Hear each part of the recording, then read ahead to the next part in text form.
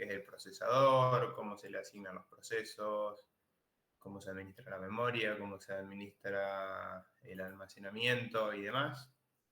Y ahora en sistemas operativos 2, lo que vamos a ver principalmente son sistemas distribuidos y cómo diferentes sistemas interactúan entre sí en base a diferentes modelos, como puede ser un modelo de cliente-servidor, como puede ser un modelo de cliente, un modelo peer-to-peer, donde todos los nodos son pares, como el nombre lo dice. No hay uno que ofrece un servicio y otro que lo consume. Vamos a ver el concepto de clúster y lo vamos a ir viendo a través de tecnologías que ya por ahí están a un más alto nivel, no tanto como es un algoritmo de planificación del CPU, que es algo más a bajo nivel para entender cómo funciona, pero sí vamos a ver tecnologías que, digamos, se usan en el día a día en un trabajo, ¿no? Les voy a mostrar acá un poquito el cronograma. Ustedes lo pueden ver también desde acá. Por ahora el cronograma viene siendo este que está acá en este drive. Veremos si en algún momento se modifica algo, lo van a ver reflejado acá. Pero vamos a ver cosas como el modelo cliente-servidor y vamos a ver dentro de ese modelo el servidor web, cómo funcionan, cómo se configuran. Vamos a configurar un servidor web. Vamos a usar Apache, Nginx, vamos a mencionar otros, pero esos son los que más se usan. Antes de seguir salteándome, la clase de hoy es prácticamente, hola Nelia, un diagnóstico y un recap por ahí de virtualización de lo que vimos en sistemas operativos 1. Vamos a por ahí a revisar un poquito VirtualBox, que ustedes ya lo usaron, y vamos a ver otra herramienta para los que usen Windows, que es WSL, que eso lo vamos a ver hoy. Valentín pregunta, ¿middlewares son las autenticaciones? No, middleware es, en sistemas distribuidos, es la capa que se encarga de hacer que todos los sistemas, todos los nodos de un sistema distribuido, como por ejemplo un clúster, interactúen entre sí. Hay diferentes tipos de middleware, pero prácticamente es una capa intermedia que hace que por ahí que nodos de un sistema distribuido que no son homogéneos se puedan comunicar.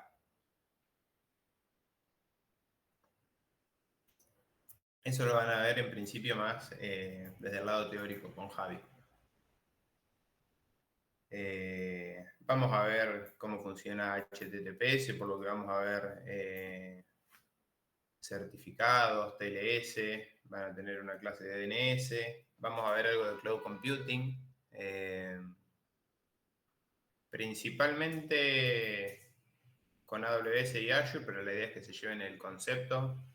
Hay otras nubes como la de Google y un montón más, esas tres son las más conocidas.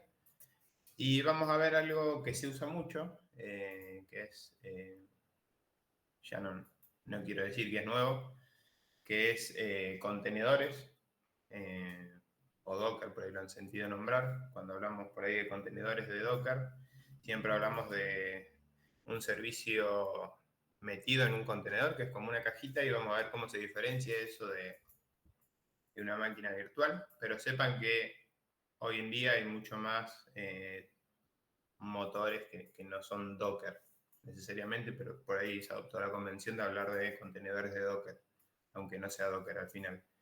Vamos a ver cómo se orquestan y cómo se gestionan esos contenedores cuando son muchos con Kubernetes.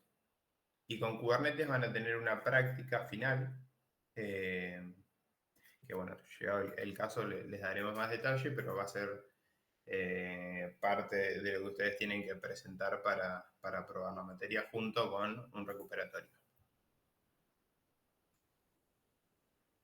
¿Alguna consulta hasta acá, algo?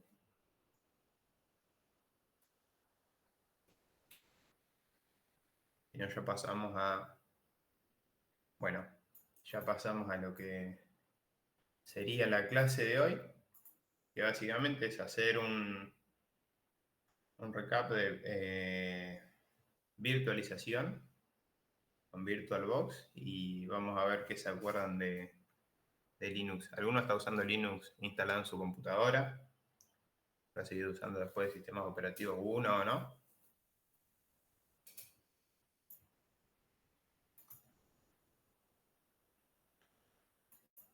Bien, Robertino dice que sí. Lo estás usando, lo tenés instalado en tu computadora como sistema operativo principal. DualBoot, perfecto. Buenísimo. Casi todas las prácticas se van a hacer en... ya de a poco, de a poco. Tenerlo ahí con DualBoot es un avance. Casi todas las prácticas van a ser en Linux, obviamente que nosotros no le vamos a pedir que se instalen un Linux en su computadora. O sea, si lo quieren hacer, lo pueden hacer, no hay problema, pero si no, la idea es que cuenten con estas herramientas de virtualización para poder hacer las prácticas. Y bueno, vamos a arrancar con la más conocida, que es VirtualBox, que si ya la cambió bastante. Yo instalé una de las últimas versiones y está bastante diferente. Si ya las tienen instaladas, para todo lo que vamos a hacer nosotros, les va a servir la versión que tengan. Pero sí, una aclaración les voy a hacer. Yo la instalé creo que el fin de semana pasado. Acá cuando vienen a la página van a ver que también cambió bastante. Y cuando se van a la parte de descargas, la versión que aparece para bajar como principal es la 7.1.6. Perdón, esto es el extension pack. Pero bueno, es la misma versión de la aplicación. Acá está, VirtualBox 7.1.6. A mí no me anduvo, se instaló y todo, me daba un error, pero cuando quería levantar una máquina virtual me daba un error que no lo pude arreglar. Googleé un poquito, tampoco mucho, no le voy a mentir, y vi que a mucha gente le estaba pasando y la solución que encontré fue hacer un downgrade de la versión. Lo desinstalé, instalé la 7.1.4. Así que si tienen el mismo problema, pueden tratar de resolverlo y después nos cuentan el resto. Si no, acá en... Profe, Sí. el tema de VirtualBox sí está teniendo un problema particularmente con todo lo que es las versiones de Ubuntu, Debian es. No está pudiendo virtualizar eso. Si haces un Kali, un Mint o un propio Windows, te deja. Ah, ok. Pero todo lo que es Debian, por alguna razón, no le gusta. Ah, bueno, buen dato. No lo sabía. No sé por qué, no investigué tampoco mucho, lo leí por ahí, le pasaba a un compañero en el trabajo y ahí quedó. Pero sí, con Debian no está pudiendo. Perfecto. Bien, entonces con algunas distribuciones puntuales. Claro, Debian y todos sus derivados, como es el caso de Ubuntu, entonces no están andando. Pero si ustedes se vienen acá a Previous Releases, que son las versiones anteriores, yo bajé la 7.1.4 y anda joya. Yo instalé una máquina virtual con Ubuntu 22.04 y, y anda sin problemas. Bien. Después, bueno, instalé también, si instalan una versión diferente a la última, cuando instalen el Extension Pack, fíjense en instalarlo para la misma versión, ¿no? Si no, no les va a andar. Vamos a salir de acá. Vamos a un cachito de VirtualBox, a ver que se acuerdan. Yo acá tengo una máquina, ya está instalada. Está iniciada incluso, le guardé el estado.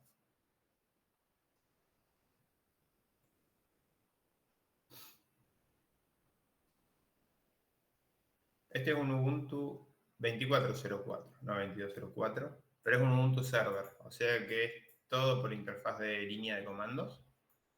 No tengo una interfaz gráfica y tampoco la vamos a necesitar.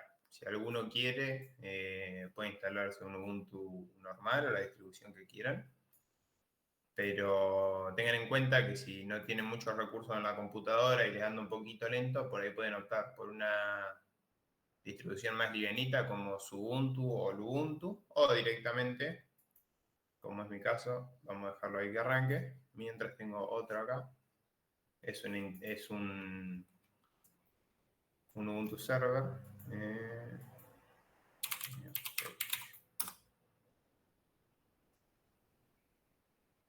y me va a servir perfectamente. Ahora vamos a ver, porque acá dice Ubuntu 22.04 en Windows 10. De hecho, no sé por qué dice Windows 10, porque tengo Windows 11. Pero bueno. Acá arrancó. Esta máquina es la que está corriendo en VirtualBox.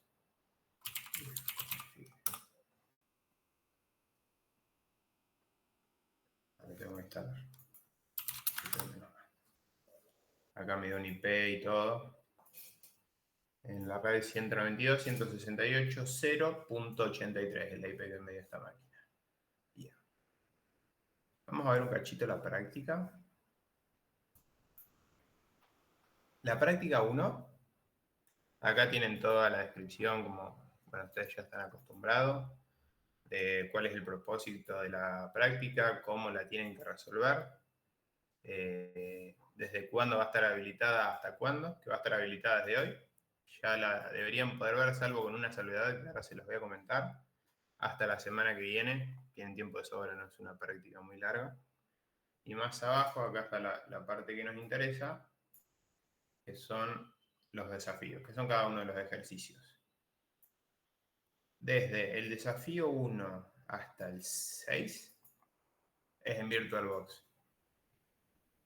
El 7 y el 8 es con WSL o subsistema de Windows para Linux, que ahora lo vamos a ver un poco más en detalle, pero básicamente es esto de acá, que por eso acá me dice que yo tengo un sistema operativo Ubuntu en Windows 10. ¿Lo habían escuchado alguna vez? ¿Al WSL lo habían usado?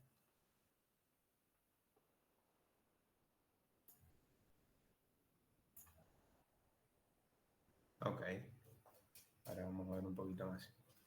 Importante de la práctica, son 20 inscriptos en la comisión de Pergamino y las prácticas son en grupos. Así que hay 5 grupos de Pergamino en los que se van a poder anotar con un máximo de 4 personas. O sea que si los 20 siguen la materia, van a ser 5 grupos de 4 personas y no van a quedar algunos grupos más chicos, pero no van a ser más de 5 grupos. Acá también lo tienen explicado en el documento, pero yo se los comento. Lo primero que van a ver ustedes es la elección de grupo. Que acá ya todos ustedes pertenecen a Pergamino, por eso no se preocupen. Y acá se van a poder anotar en cualquiera de estos grupos, del 1 al 5, está en el orden que quieres, no sé por qué. Así que bueno, y es lo primero que van a tener que hacer, porque necesitan estar dentro de alguno de esos grupos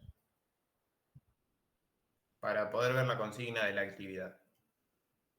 Fíjense que acá, ustedes esto no lo ven, pero yo que tengo el perfil de docente dice no disponible hasta que cualquiera de las siguientes condiciones se cumpla. Se pertenezca al grupo Pergamino grupo 1, Pergamino grupo 2, así hasta el 5. Así que importante que no se cuelguen en sumarse a los grupos. Bien. Vamos a ver un cachito más la práctica.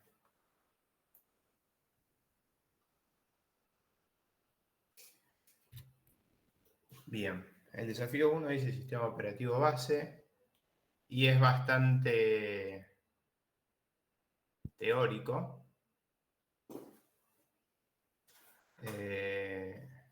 Acá le dice que, bueno, que vayan a la pestaña de la práctica que le corresponda, porque está la práctica de Junín y la de Pergamino, ustedes solo van a ver la de Pergamino. Ingresar a la página link de descarga, que es esta de acá, que acá tienen un archivo .ova, una máquina virtual que ustedes la pueden importar en su VirtualBox y usarla.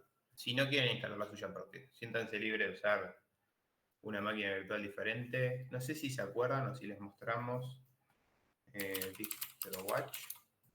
¿Se acuerdan de esta página?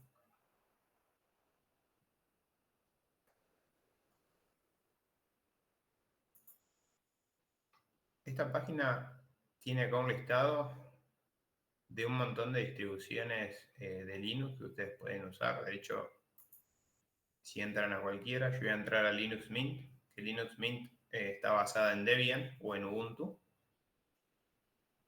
y los manda a la página de Linux Mint y pueden bajar la ISO, como pudieran usar la Ubuntu. Así que si no quieren la que está ahí en la plataforma, siéntanse libres de usar lo que ustedes quieran. Importante, Facu y yo estamos más familiarizados con las más clásicas. Ubuntu principalmente, Debian, Mint también porque está basado en Ubuntu. Pueden usar cualquiera, pero si hay alguna media rara, puede ser que no la conozcamos tanto como para darles ayuda si tienen algún problema. Nos vamos a tener que poner a googlear como ustedes. Y cuanto más raro, posiblemente menos información haya. Así que nada, Debian, Ubuntu, Mint, están buenas. No sé si alguno probó alguna otra. Ubuntu obviamente son basadas en Ubuntu. Kubuntu también está basada en Ubuntu, tiene una interfaz gráfica bastante linda, es bastante pesada, por ahí no sé si les conviene virtualizarlo, pero bueno, si les da curiosidad, yo les voy pasando acá.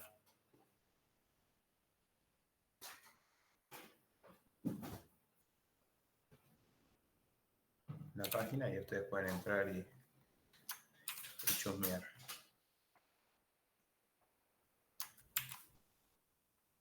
Yo ya les digo, uso Ubuntu Server y anda perfecto para todo lo que tenemos que hacer. Que la página de Ubuntu.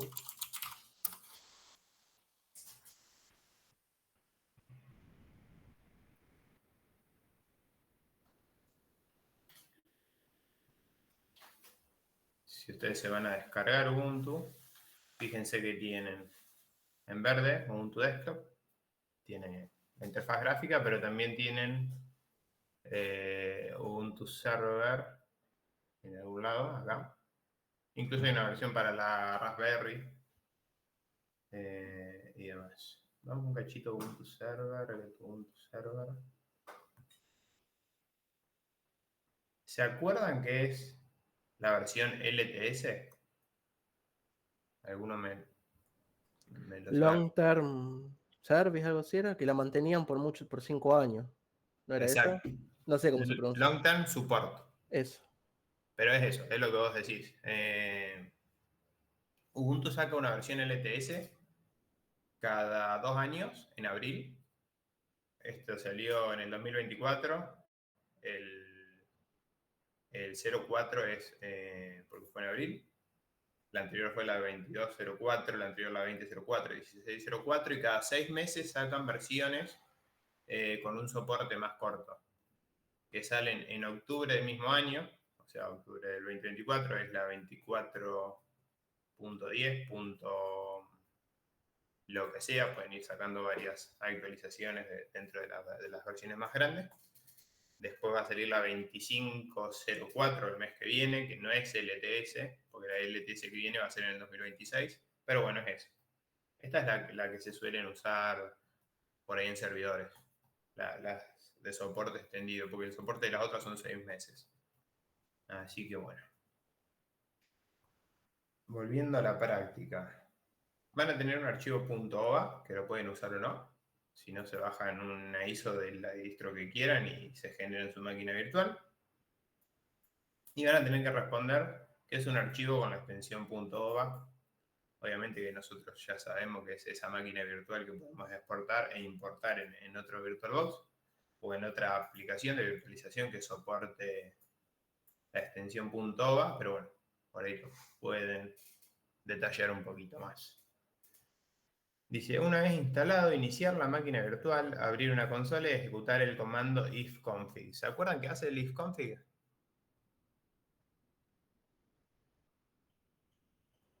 ¿Esta es la información de red?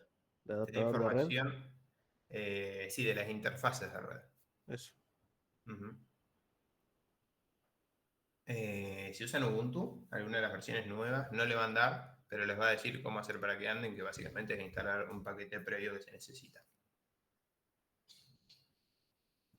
Entonces, vamos acá. Supónganse que yo voy a crear una máquina nueva. Esta parte ustedes ya la saben. Me pide un nombre, la ISO que voy a usar.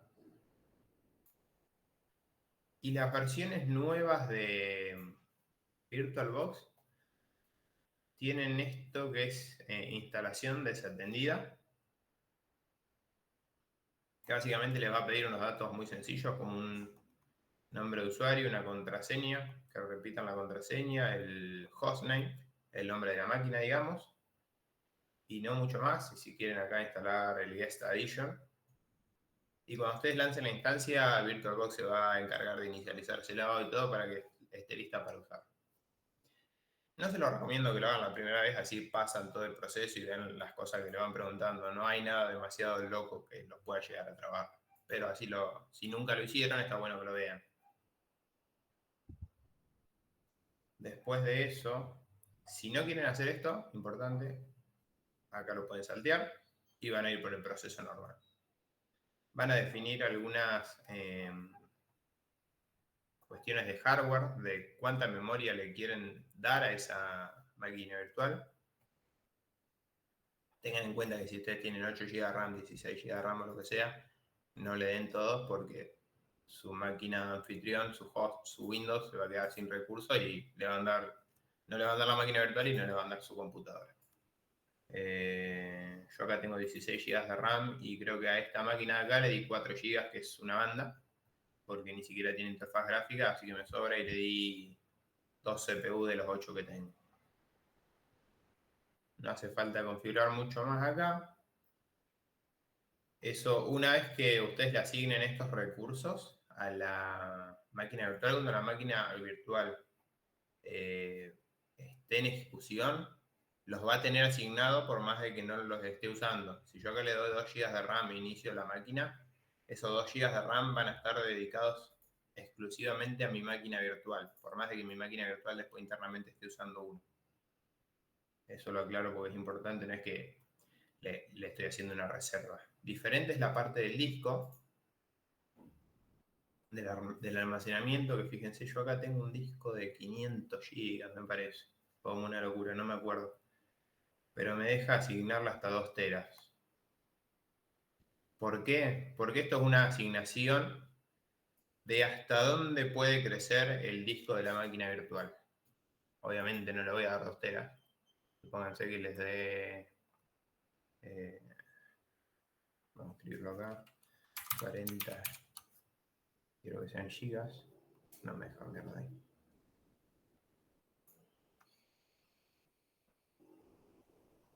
Ahí está, 40 gigas. Si yo elijo este check de acá, que me dice prealocar el espacio total del disco, sí me va a consumir 40 GB así de entrada, por más de que no lo esté usando dentro de la máquina virtual. Si no, que es lo recomendable, no lo hagan, porque ahí ustedes van a usar solamente lo que está usando la máquina virtual en ese momento y va a poder crecer hasta 40 GB, no más. Si yo elijo acá, anda un poquito más rápido el almacenamiento, no van a notar la diferencia para lo que vamos a hacer, así que les recomiendo que no lo marquen. Me abrió. ¿Cómo venimos hasta acá? ¿Se acordaban más o menos de VirtualBox?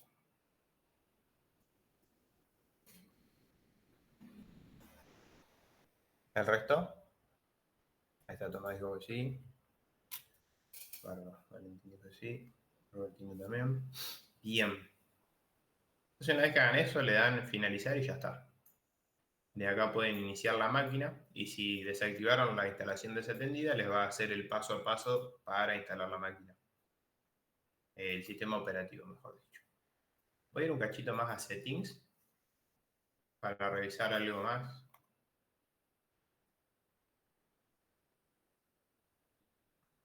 Fíjense que acá nosotros podemos modificar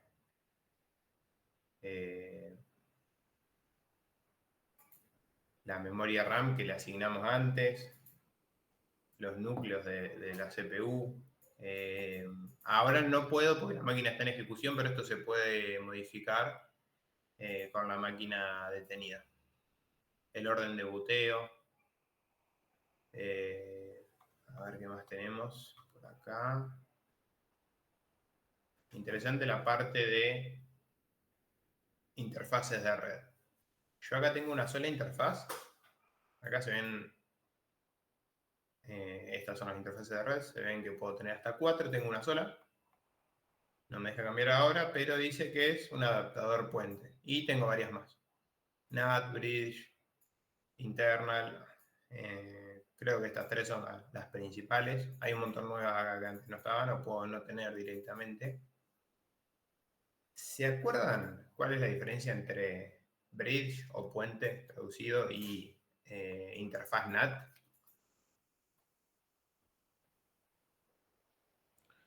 La bridge no usa como gateway directamente tu placa de red física y la NAT se inventa una nueva o algo así. Utiliza gateway.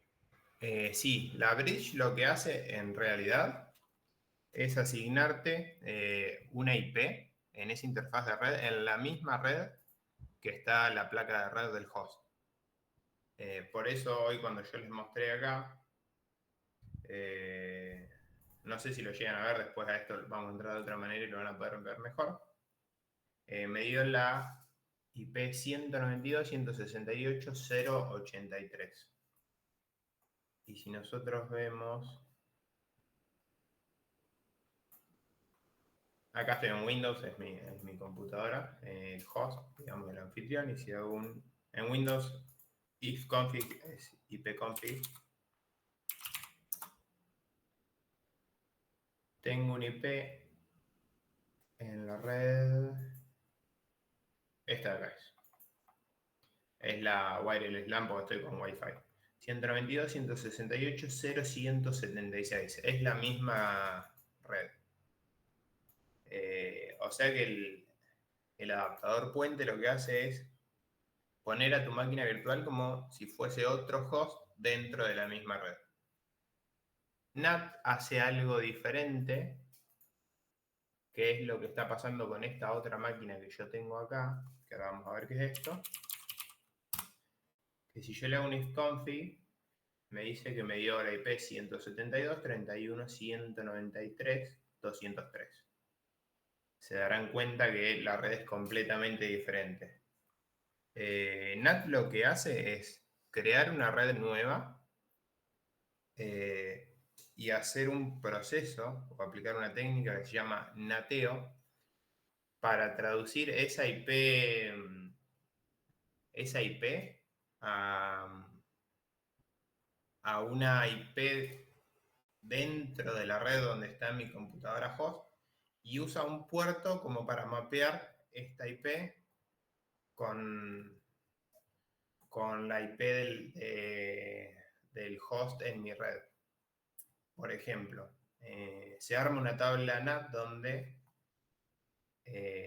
la IP de mi computadora host, que vimos que era la 192.168.0.167, asigna un puerto en esta IP, el puerto, no sé, 40.000, por ejemplo, y lo asocia con esta IP en otra red, en la red NAT, que es como una red que no existe, digamos, en mi router.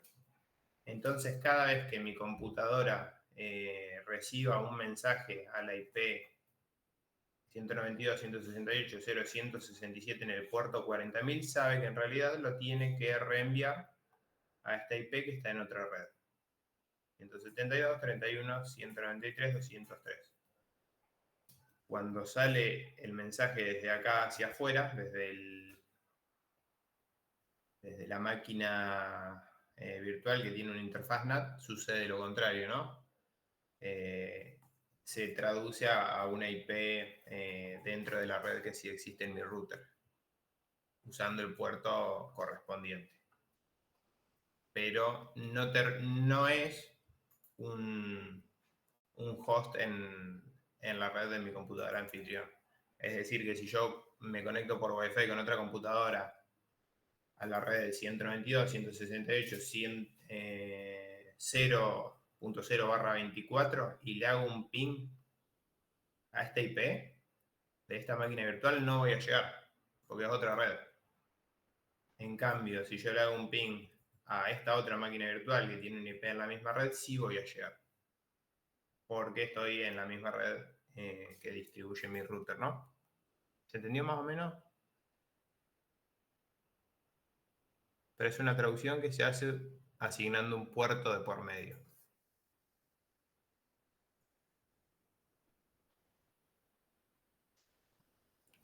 Puede ser que transformes la computadora host como una especie de router para esta red que no existe. Es algo así, sí. Digamos, sí, Solamente a que lo la criollo. router, en tu caso, va a ser un puerto, ¿no? De tu host. Yo puse de ejemplo el 40.000.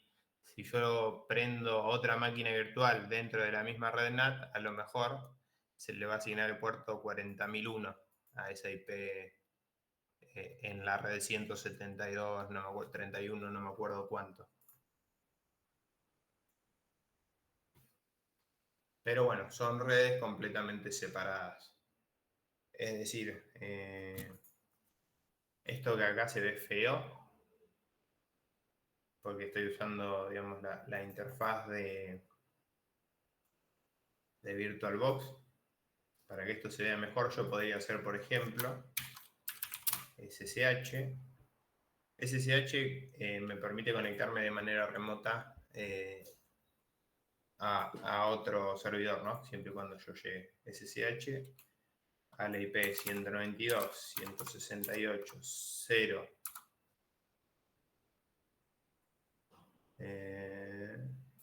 No, perdón. Acá. 83.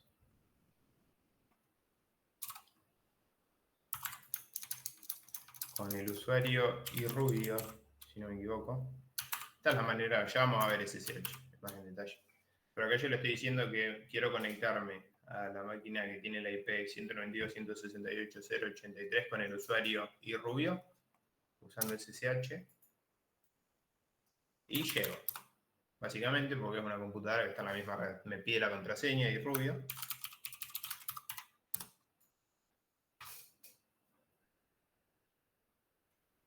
Y ya estoy conectado. Acá, si ustedes se fijan, dice iRubio en Ubuntu VM, que es esta misma acá.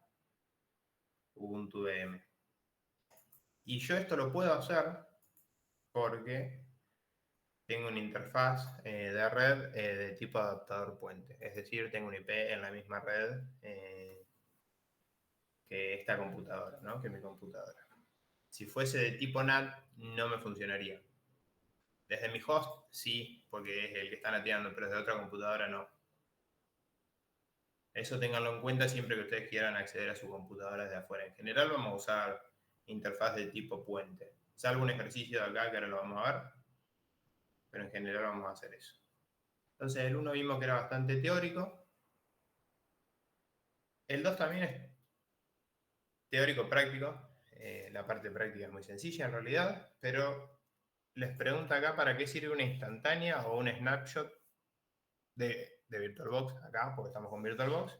Pero ¿alguno tiene idea para qué sirve un snapshot en cualquier contexto? ¿De qué estamos hablando? Un snapshot no es como una versión muy previa de una versión grande que va a venir, como para probar, testear, ver cómo está. En realidad el snapshot es una versión, sí podemos decir una versión previa o un estado previo en el caso de VirtualBox de tu máquina virtual. ¿Por qué? Por ejemplo, si vos estás haciendo una práctica, antes hacíamos un clúster de alta disponibilidad con una herramienta que se llamaba CoreSync. Y muchas veces configurando y probando cosas rompíamos todo lo que ya habíamos hecho y teníamos andando. Si vos llegaste hasta un punto donde más o menos lo que tenés está andando y tenés miedo de aplicar algo y romper todo, podés sacar un snapshot que es como si fuera una foto del estado actual de tu máquina y seguís para adelante, seguís trabajando. Si rompes todo, volvés al snapshot, lo recuperás y volvés a donde quedó. Todo lo que estaba posterior al snapshot se pierde. Todo lo anterior vuelve al estado en el que vos lo dejaste. Sí, se podría decir que es como un backup en este caso. En realidad, sería un backup del estado en el momento, digamos, que vos haces el snapshot. Pero no es exactamente lo mismo que un backup. Pero bueno, lo podés pensar así en este caso. Bueno, acá ustedes van a tener que ver cómo hacer un snapshot y demás. No lo voy a hacer yo ahora, es muy fácil. No ocupa nada de lugar porque básicamente lo que guarda es metadatos de un estado en un determinado momento, no es que les duplica la máquina virtual o algo así. Así que pueden tener varios snapshots y nada, si van trabajando y rompen algo pueden volver para atrás. Les va a servir para las prácticas que hagan en el futuro. Así que nada, está bueno para que lo sepan. El desafío 3 es de clonación del disco duro de la máquina virtual. La máquina virtual, además de tener el punto OVA, lo que guarda es el disco duro de esa máquina virtual, que en realidad es un archivo, obviamente porque es virtual. Y ustedes van a tener que responder acá que son los archivos con extensión BDI y VBox. Pero básicamente, cuando ustedes crean una máquina virtual, todos esos archivos se van creando y se van guardando en algún lado. Profe, consulta respecto a lo de los discos duros. Sí. ¿Puede ser que ahora VirtualBox, o no sé si es Ubuntu, no sé cuál de las dos, te lo encripte directamente cuando lo quieras clonar? La verdad no lo sé, lo tendría que probar. Yo venía trabajando con la versión anterior de VirtualBox y no, la verdad no decía nada. Porque yo, Ubuntu no te lo encripta directamente. Sí, lo van a ver cuando estén instalando, si usan Ubuntu. En la parte donde ustedes particionen el disco y demás, te dice si querés configurar el LVM, que son básicamente una capa de abstracción lógica sobre todos tus discos duros que te permite administrarlo mejor. Está bueno eso, habilitarlo. Y te da un check donde vos lo podés elegir para que se encripte, pero no lo hace por defecto. De VirtualBox todavía no lo sé, pero lo puedo probar. En mi caso, se me está guardando toda la información de las máquinas virtuales que yo voy creando en una carpeta que está en mi usuario, en punto VirtualBox. Todo lo que arranque con punto es un archivo o una carpeta oculta, por si no la ven directamente. Y bueno, yo acá tengo todos mis archivos. Son todos de logs estos. Se me debe estar guardando en otro lado.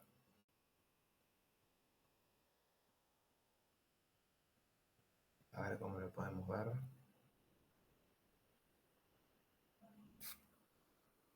Settings. Pero quiero mostrarle dónde se guardan todos los archivos que hacen que la máquina virtual funcione.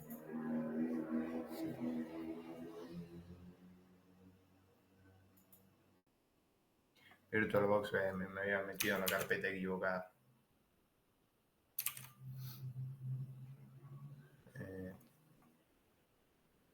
Copié mal.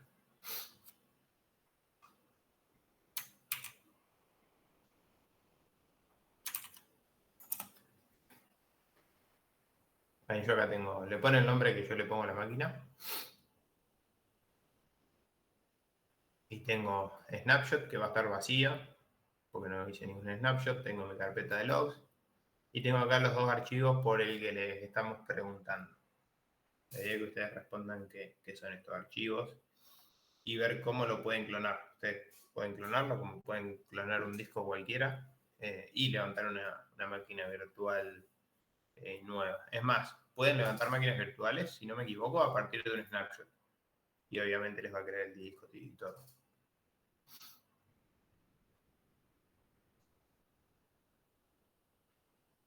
Esto está bueno.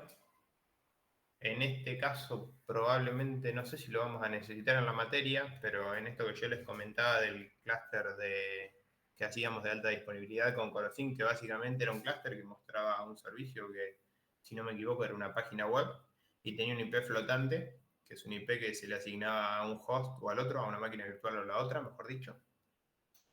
Y si la máquina que tenía el IP fallaba por lo que sea, se pasaba el IP al otro y seguía respondiendo. Por eso era de alta disponibilidad. Porque podía fallar un nodo y el otro seguir funcionando.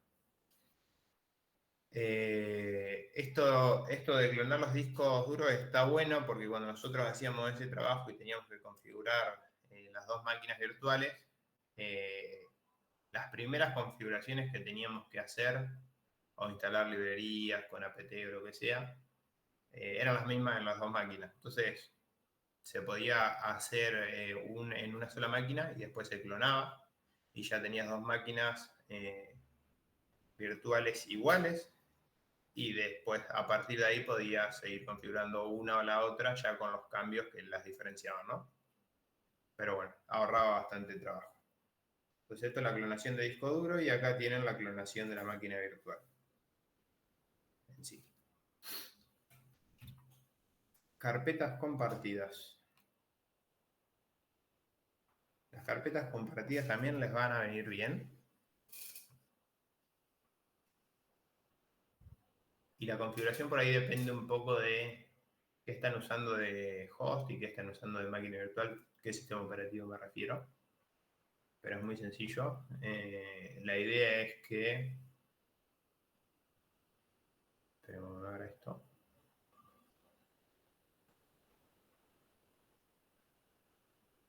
Ahí está. Carpetas compartidas básicamente es una carpeta que ustedes pueden montar como un volumen en la máquina virtual, pero es una carpeta que existe en la máquina anfitrión. Entonces todo lo que pongan ahí o saquen lo van a poder ver desde ambos, desde el host y desde la máquina virtual. Que es lo mismo que también les va a ser útil si tienen que boolear y copiar y pegar código. La parte de tener el portapapeles compartido.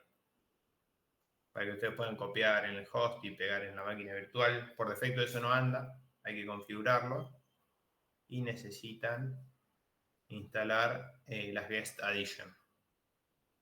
Que acá, bueno, les pregunta qué ventajas ofrecen. Una es eso, les permite tener portapapeles compartido. Después, si ustedes instalan una interfaz, un sistema operativo con interfaz gráfica, se les va a ver mucho mejor la integración de la máquina virtual con la interfaz gráfica de la máquina anfitriona va a ser mucho mejor. La resolución va a estar mucho más adecuada. Así que eso se los recomiendo que lo instalen para que puedan trabajar más cómodo. Y el ejercicio 6, que creo, o por lo menos para mí, es el más difícil de los que está acá en la práctica. No es imposible, tampoco no se crean que van a renegar tanto. Es crear dos máquinas virtuales, y ahí es donde ustedes pueden agarrar y clonar una. Y lo que tienen que hacer es configurar un servidor de HCP, que ese servidor de HCP va a ser su máquina anfitrión, su Windows, por ejemplo. ¿Alguno sabe qué es un servidor de HCP? Es más de redes esta pregunta. El de HCP no es el que se encarga de mandar, cuando se conecta un equipo, de darle una IP. Exactamente. Le da un IP y algunas cositas más. Le da el IP que va a tener la máquina, le da la máscara de red, le da los DNS, le da el default gateway por defecto. DHCP significa Dynamic Host Configuration Protocol o protocolo de configuración dinámica de host, que es lo que básicamente hace que cuando ustedes van con su notebook o con su celular y se conectan a un Wi-Fi de otro lado, directamente les funcione y no tengan que ir y poner una IP a mano. Esa es la idea. Entonces, básicamente lo que tienen que hacer acá es configurar un DHCP, pero tiene la particularidad de que acá tienen que usar una interfaz de red, crear un equipo anfitrión con un pequeño servidor de DHCP para asignar direcciones IP a las máquinas virtuales. Estoy viendo dónde lo dice.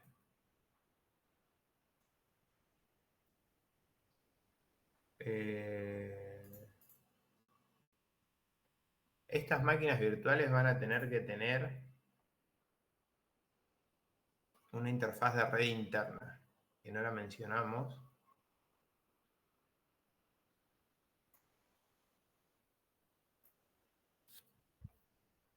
Tengo la máquina iniciada y me va bastante lento esto, así que está complicado. ¿Qué es la que acá dice Internal Network? La interfaz de red interna lo que hace es crear justamente una red interna en el sentido de que va a ser una red donde van a estar todas nuestras máquinas virtuales y no van a tener comunicación con la red del anfitrión. No es lo mismo que la interfaz NAT. Con la interfaz NAT ustedes pueden salir a internet y todo. La red interna no, es una red justamente entre las máquinas virtuales sin comunicación con el exterior. Les va a dar un IP completamente diferente y demás. Lo interesante es que la red interna, para saber qué otras máquinas virtuales están dentro de la misma red, usa un nombre de red, que en este caso nosotros le decimos que sea systops 2. Entonces, si ustedes tienen 5 máquinas virtuales y a las 5 le ponen red interna, y a esas 5 solamente agarran 2 y le ponen nombre de red systop 2, esas 2 van a estar en la misma red y las otras no. Es el identificador que usa esta implementación de red interna de VirtualBox para saber cuáles tiene que meter dentro de la misma red y cuáles no. Y lo interesante es que el servidor de HCP lo van a tener que configurar desde una interfaz de línea de comando de VirtualBox que se llama Vivo. A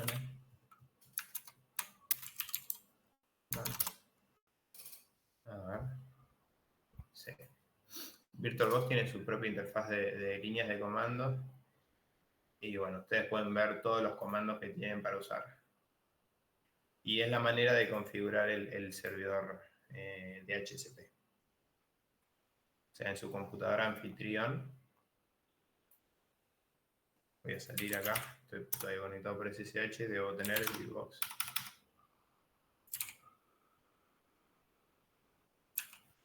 Útil de todo.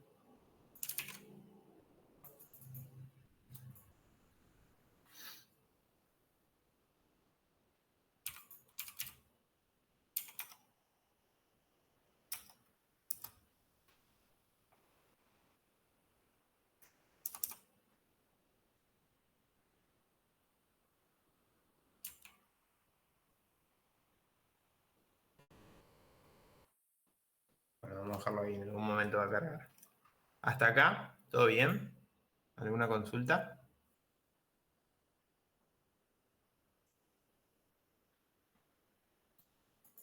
Ok, bueno.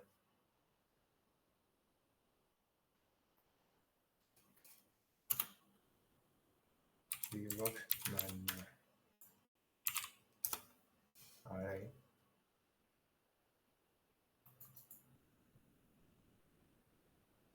No me acuerdo exactamente cómo era el prompt.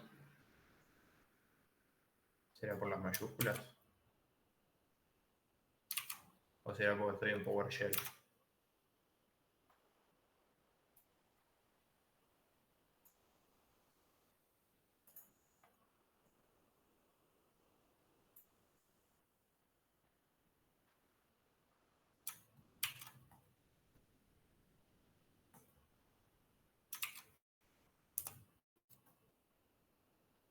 Ese pues estoy un poco rollete. Bueno, ya que terminamos con VirtualBox por ahora, déjenme que apago esta máquina, porque se me está muriendo la computadora.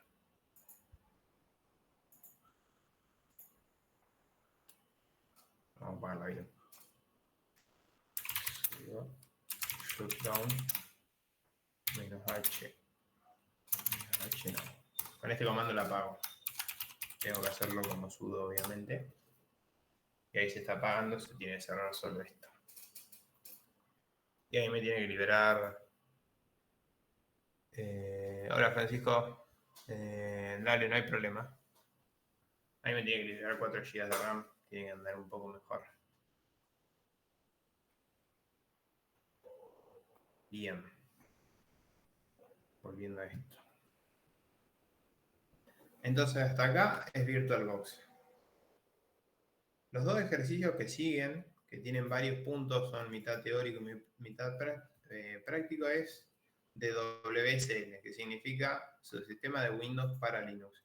Básicamente es esto que tengo yo acá ya instalado, que es lo que me dice que tengo un Ubuntu 22.04 en Windows 10. Y para esto, como en general es un tema nuevo, hay una presentación.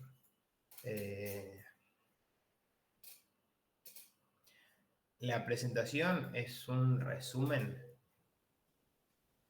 de la documentación, que esta documentación está muy buena sobre WSL y toda la práctica la pueden hacer desde esta documentación. Está como muy literal, cómo se hace tal cosa, no sé, cómo instalar WSL, se van a instalar, instalación de WSL. Es para que conozcan la herramienta porque les puede servir y en muchos casos es mucho más sencillo que instalar una máquina virtual. Y van a poder hacer todo desde acá también. Así que ahí les comparto la URL de la documentación, igual está acá en la presentación, que es de WSL básicamente, pero básicamente es una característica de Windows que permite emular o virtualizar un Linux en Windows básicamente. Windows 10, no me acuerdo qué versión particular para arriba, ya a esta altura todas las computadoras, todos los Windows lo soportan, porque las versiones anteriores que no lo soportaban, digamos, ya tampoco están soportadas por Microsoft.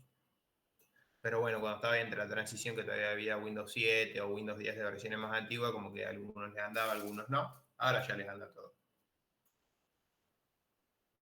¿Qué nos evita? Tener que instalar una máquina virtual o un dual boot. Obviamente es una interfaz de línea de comando, pero es súper completa y anda perfecto. Permite ejecutar diferentes distribuciones. Por defecto les va a usar Ubuntu, pero pueden cambiarla. Y permite usar la shell de bash y aplicaciones de Linux directamente en Windows, como me dice acá. Ubuntu en Windows 10.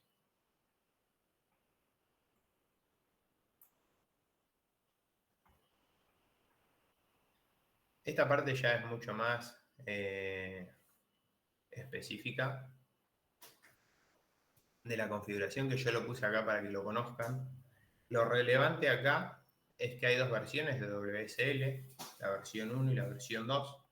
Por defecto ya se usa la versión 2 y ahora vamos a ver qué diferencias hay, pero la versión 1 sigue disponible y ustedes pueden, con la interfaz de línea de comando de WSL, elegir cuáles quieren usar, instalar una distribución, instalar otra, lo que sea.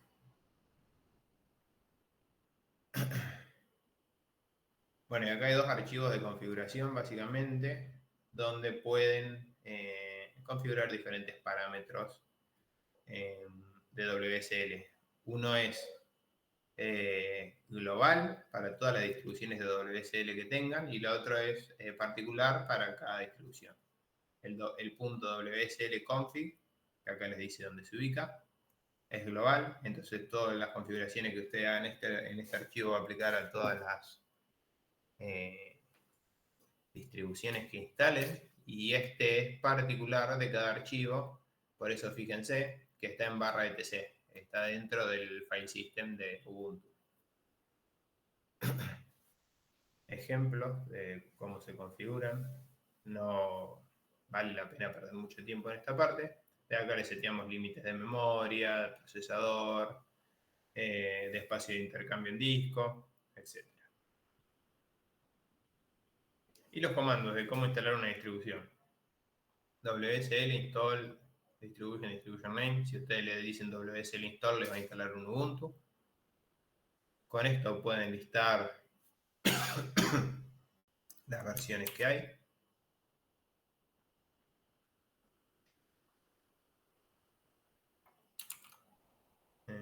Vamos a hacerlo acá. WSL list.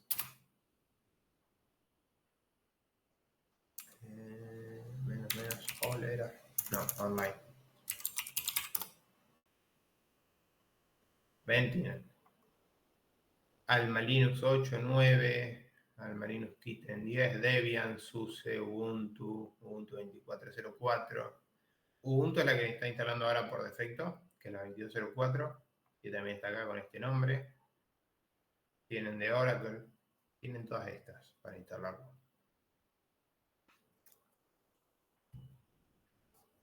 ¿Se entiende más o menos lo que es WSL? Profe, una consulta. Sí. ¿Te permite levantar aplicaciones con interfaz gráfica de Linux o únicamente todo lo que tenga soporte vía terminal? Eso la verdad que no lo sé. Porque sé que hay algunas aplicaciones que tienen su propia versión para exclusivamente terminal. Sí, tal cual. Pero no lo sé porque en algún momento se había hablado de que la versión nueva de WSL te iba a permitir emular una interfaz gráfica para algunas aplicaciones. No sé en qué quedó. No lo he visto acá en la documentación realmente. Pero puede que sigan las versiones nuevas. La verdad no lo sé. Ah, o sea, pero todo lo que no requiere interfaz gráfica sí, ya lo Todo dejo. lo que no requiere interfaz gráfica, sí, tenés un Linux acá metido en Windows que lo levantás muy fácil y puede hacer todo, básicamente. Ah, listo. Sí, como si fuera la máquina virtual que yo instalé con VirtualBox sin interfaz gráfica. De hecho, yo les comentaba que eh, WSL tenía dos versiones. La 1, que es obviamente la primera que apareció. Básicamente nosotros teníamos el kernel de Windows sobre el que poníamos a ejecutar nuestra distribución de Linux y había una capa de traducción que lo que me hacía era traducir esa system call o llamada al sistema de Ubuntu a lo que espera recibir el kernel de Windows y de ahí para abajo acceder al hardware, ¿no? Esto que ustedes ven acá como WSL capa de traducción sería un middleware, que hoy más arriba habían preguntado. Es algo entre medio que me permite comunicar eh, dos cosas que por ahí no se podrían comunicar directamente. Y bueno, y administrar un montón de cosas más. Como puede ser el acceso a recursos, organizar el acceso, digamos, si varios nodos quisieran acceder a lo mismo y demás. La versión 2 de WSL cambia un poco y usa un hipervisor. Un hipervisor es, por ejemplo, VirtualBox es un hipervisor. ¿Por qué? Porque incorpora el concepto de máquina virtual liviana, que es esto que aparece acá como Lightweight Utility VM. Entonces, en WSL2 sí es una máquina virtual, cada distribución que instalamos, pero es totalmente transparente a nosotros. De hecho, se instala exactamente igual que la versión 1.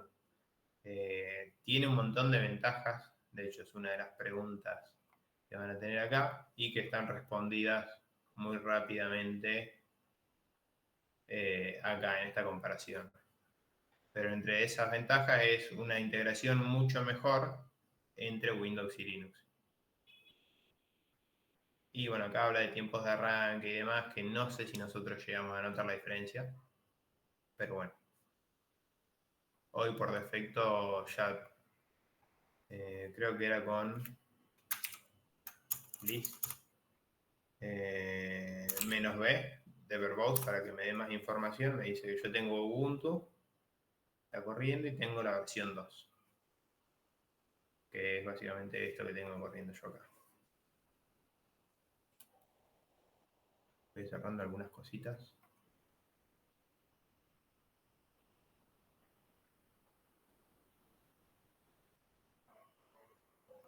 Vamos a volver acá a la presentación. Y bueno, acá tienen links de la documentación oficial, que es la que estábamos viendo, y los comandos básicos, la instalación y demás. Porque estos dos ejercicios son, sí, teórico-prácticos, en el sentido de que van a tener que hacer la instalación y demás, y en la parte de la instalación, fíjense que les dice investigar cómo se realiza la instalación utilizando la interfaz gráfica de Windows y cómo se hace desde PowerShell. Desde PowerShell recién lo vimos. A ver. Ahora vuelvo a comentar, Francisco, si querés, el tema de cómo son los grupos. Sí, va a ser el mismo grupo para toda la cursada. Y los trabajos prácticos son este semanal, porque arranca hoy y termina la semana que viene. Hasta el viernes tienen tiempo para entregarlo, que en realidad no es una entrega que van a subir un archivo, sino que se lo van a presentar a Facu, en este caso, la clase que viene. Facu va a decir, bueno, a ver, el grupo 2, que alguno me explique el ejercicio, no sé, 6, que era el de la red interna. Esa va a ser la modalidad de este trabajo práctico. A lo mejor si alguno lleva más tiempo, si por ahí son 2 semanas y demás.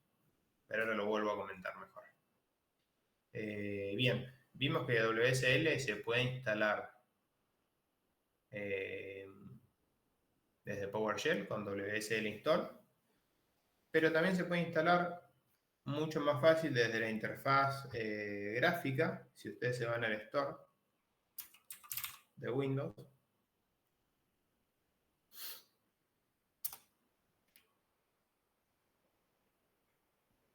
a ver qué tanto cambió esto, que hace un montón que no entro.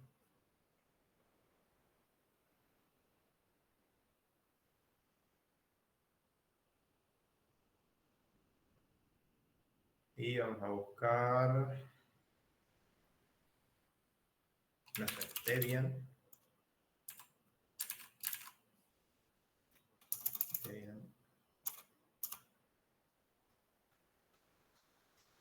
Acá. Aplicación Debian.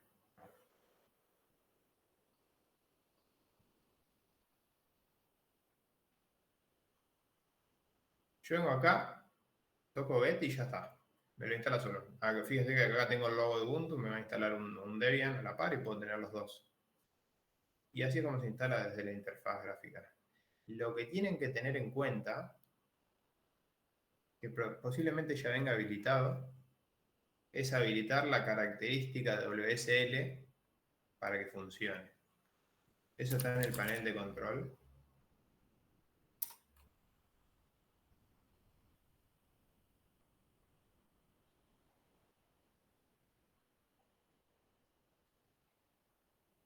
Y está en programas y características, que acá es donde ustedes instalan y desinstalan los programas.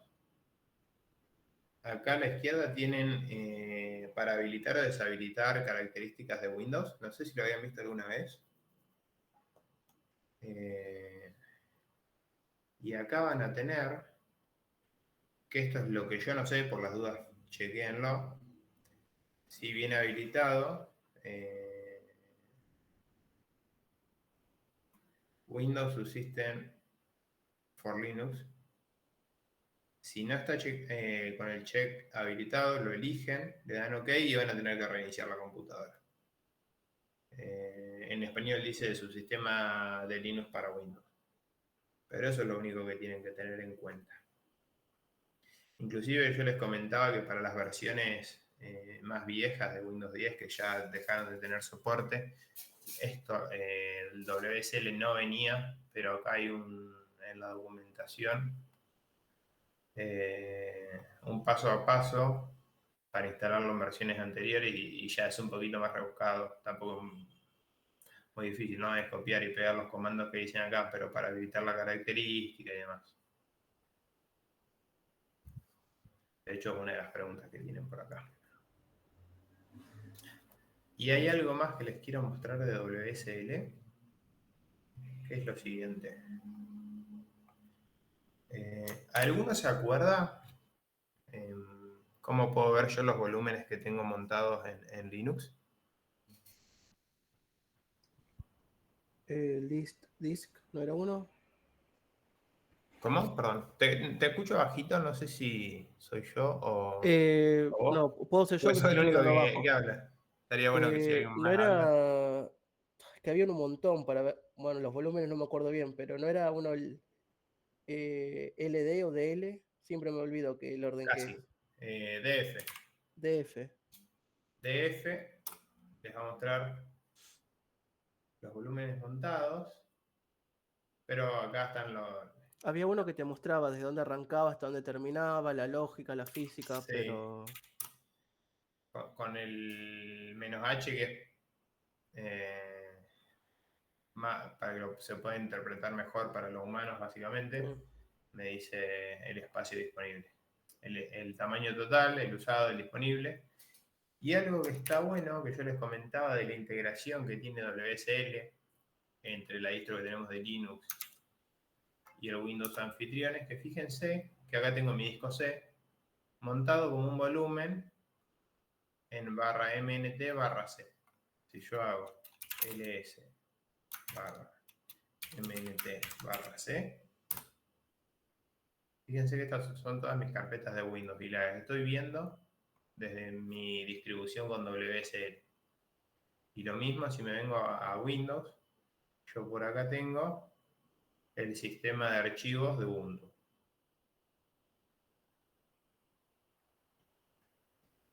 Así tiene un montón más de integración. Perfecto. Que eso es lo que ustedes pueden ver en, creo que conceptos.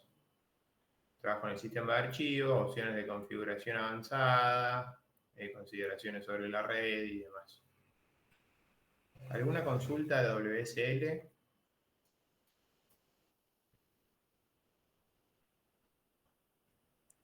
yo, profe, como para agregar simplemente que habías preguntado, porque tengo instalado Windows 11 desde hace poco en esta máquina, no bien activo, hay que activarlo porque justo me fijé, y para Perfecto, Windows 10 a partir del Windows 22H2 en adelante que está.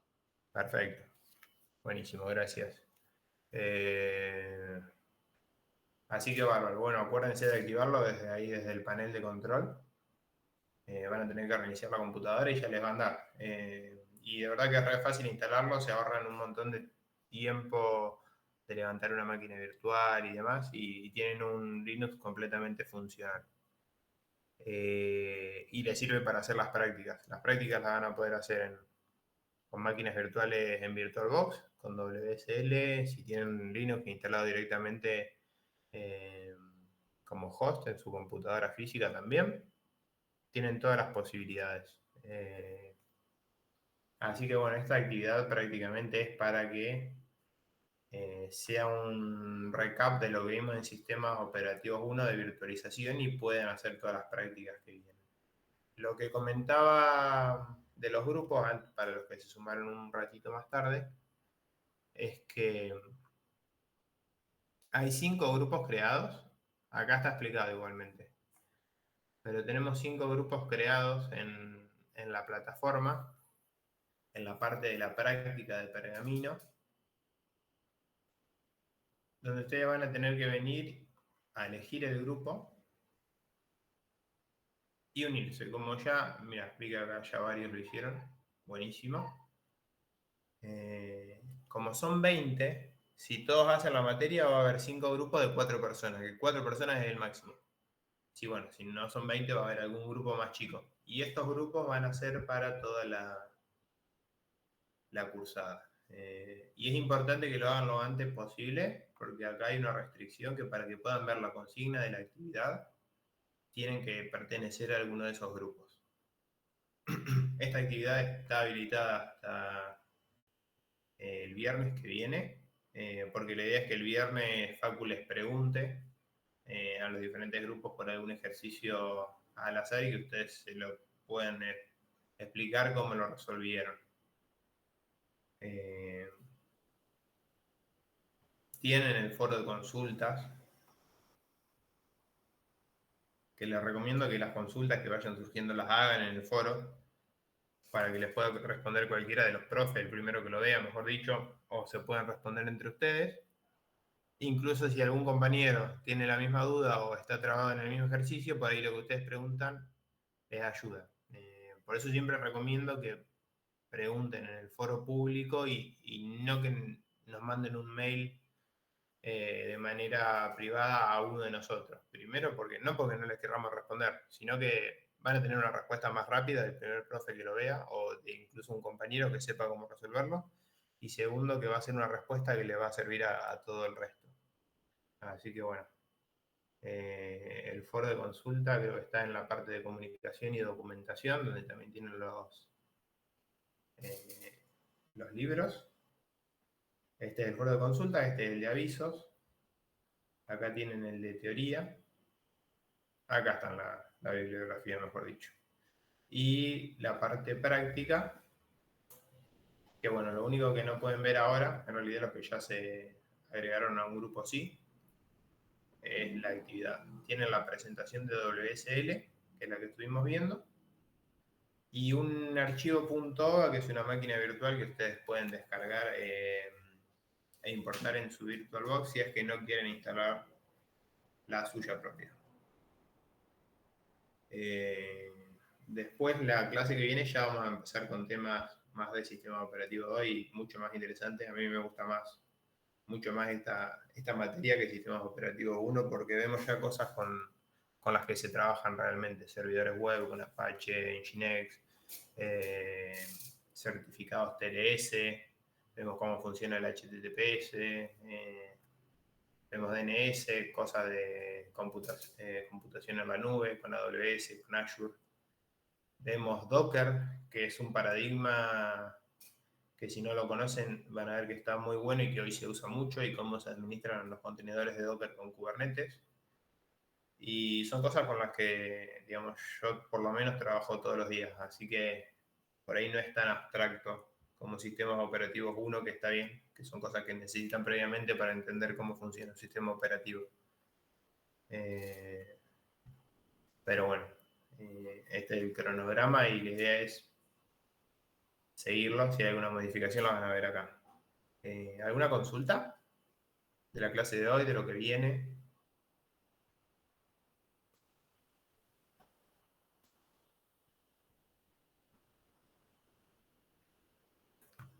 Los que entraron más tarde, algo que quieran saber.